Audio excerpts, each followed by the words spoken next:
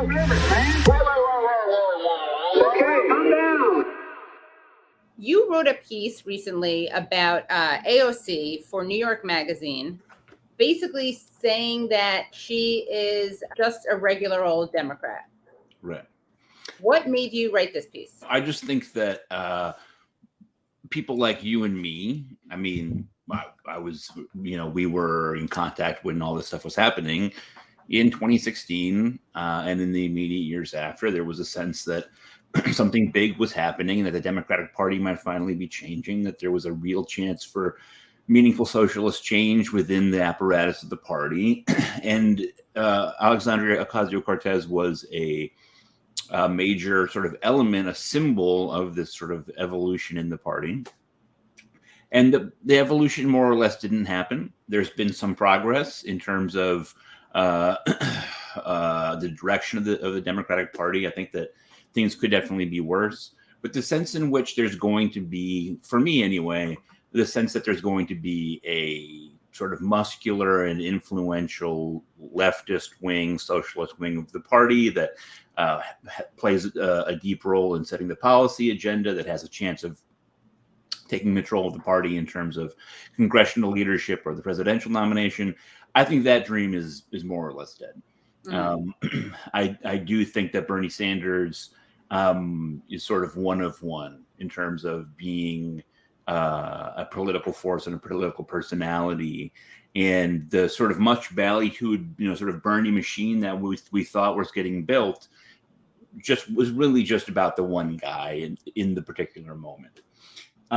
There are worse things than being a regular old Democrat, right? I mean, I think that there's a lot of things about the piece that have been sort of misrepresented. I don't think that AOC is a bad person.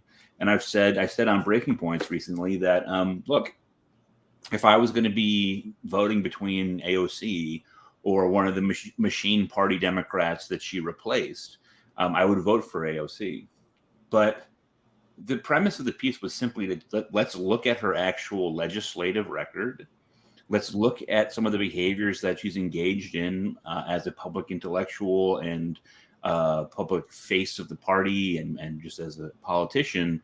And, actually ask, do these match our values, for one thing, but also, is there a clear sort of a sense of what she thinks her role in the Democratic Party is? And the bigger sort of conclusion to the piece is just that I don't think what she's done is particularly coherent. I don't think that you can look at her voting record and sort of figure out a sort of sense of why she votes the way she votes in any particular situation. And I also felt that, going on the Pod Save America podcast, right, which is the heart of institutional liberalism sort of messaging apparatus, which is like, it is the epicenter of sort of Obama thought, right? Which is exactly what she was at one point meant to represent, the sort of the antidote to go on that podcast to endorse Joe Biden at this point in the cycle. To me, it was a message to everybody, right? She could have not endorsed at all. She could have endorsed in, March of 2024. Or she could have sent out a one-sentence press release and said, I'm endorsing Joe Biden for president in 2024, right? To go on that show and buddy up with these centrists and use that opportunity to say, I don't want to hear about any progressive challengers to Biden. To me, that was a very loaded moment, and I felt like it needed a response. Yeah, let's actually watch that clip for trigger warning. You're about to see Pod Save America, which deserves a trigger warning, and also about to see AOC endorse Biden. So let's take a look at this. President's only primary opponents are Marianne Williamson and Robert F. Kennedy Jr. Haven't been any rumors about anyone else even thinking about jumping in. Will you be supporting Joe Biden for re-election? I believe, given that field, yes. I think he's done quite well, given the limitations that we have. I do think that there are ebbs and flows, as there are in any presidency. There are areas that I think were quite strong when he came right out of the gate with the American Rescue Plan And of course, the Inflation Reduction Act was a massive step in terms of our climate agenda.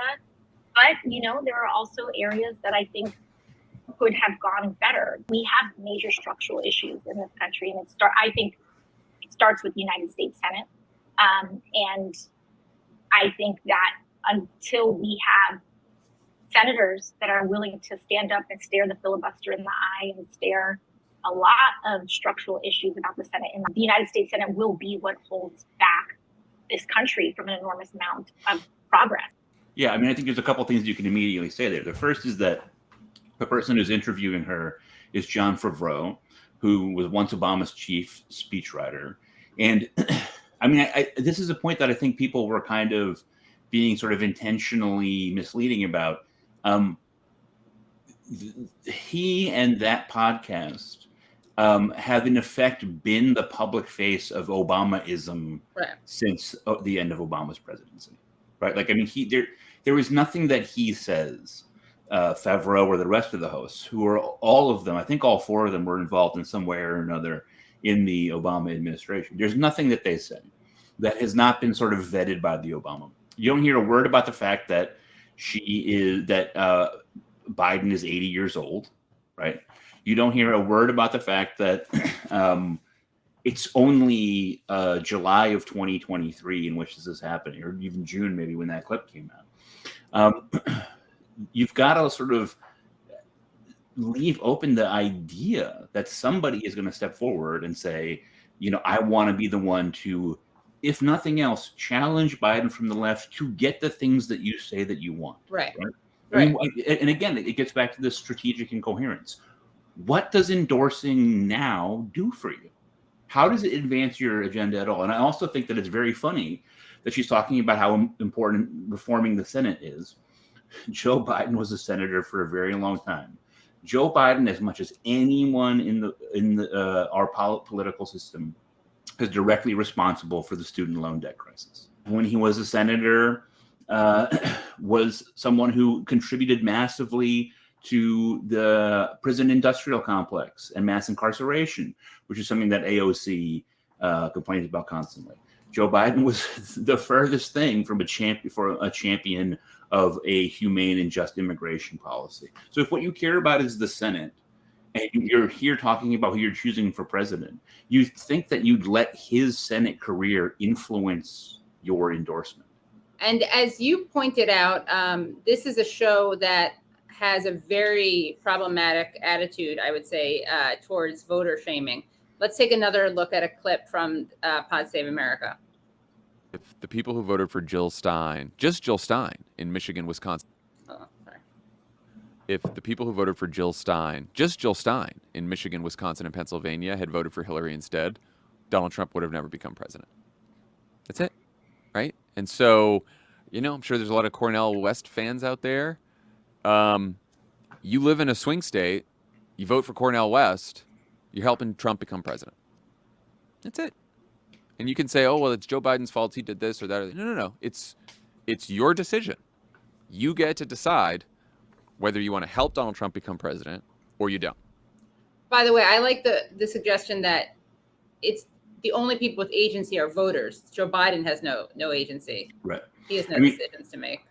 If I were to define sort of the difference between Republicans and Democrats, and in particular, like why Republicans so often seem to be more effective at getting what they want than Democrats, I think one of the primary things I would name is Republicans never act like it's the responsibility of the voters to vote for them. They always act like it's the responsibility of the politician to get the vote, right? I mean, I think this is like a really basic and simple democratic principle.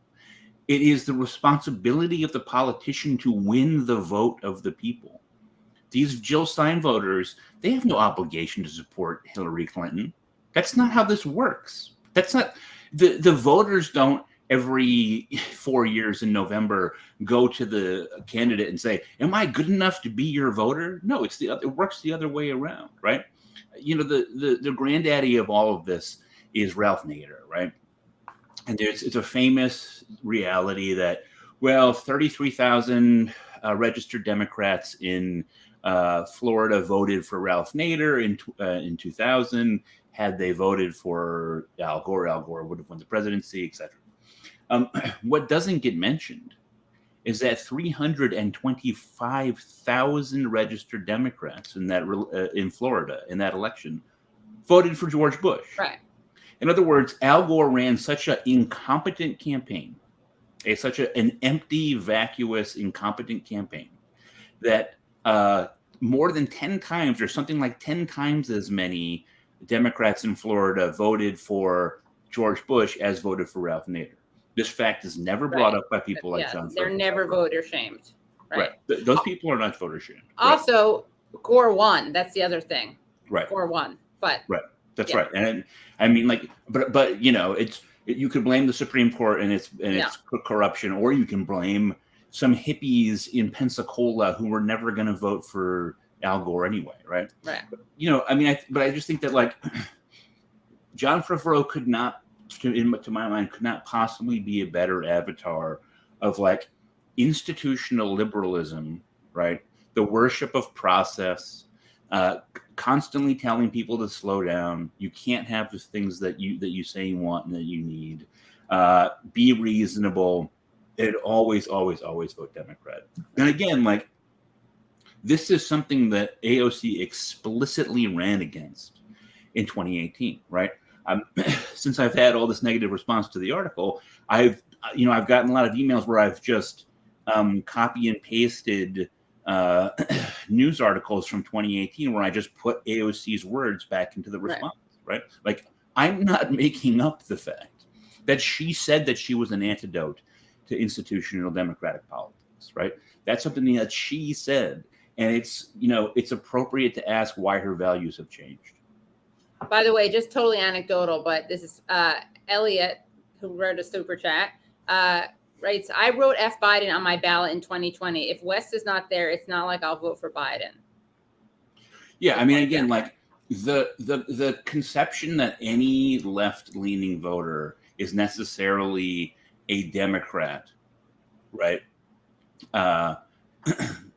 Just like that we all necessarily have to do that. Again, it's the sort of thing like why, right? Like what is it about, simply being on the left-hand side that makes you think that you're entitled to our votes? And by the way, one thing that John Favreau definitely didn't mention is Gary Johnson, who was the Libertarian candidate for president in 2016, got more votes than Jill Stein. So the third party vote in 2016 helped Hillary Clinton. It didn't hurt her. Yeah. So your piece goes through a couple of examples of AOC's kind of maybe like worst moments. And one of the, I think, the critiques that is pretty undeniable is that she is not consistent in her use of symbolism.